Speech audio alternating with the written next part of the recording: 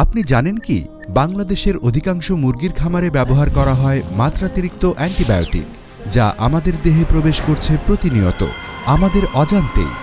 আর এই মাত্রাতিরিক্ত অ্যান্টিবায়োটিক আমাদের ঠেলে দিচ্ছে এক ভয়ঙ্কর ভবিষ্যতের দিকে। আমাদের শরীর হয়ে যাচ্ছে অ্যান্টিবায়োটিক রেজিস্ট্যান্ট। বিশ্বজুড়ে স্বাস্থ্য বিশেষজ্ঞরা সতর্ক করছেন, করোনার পরবর্তী মহামারী হতে পারে অ্যান্টিবায়োটিক রেজিস্ট্যান্স, অর্থাৎ মানবদেহে সাধারণ ঔষধ আর কাজ করবে না।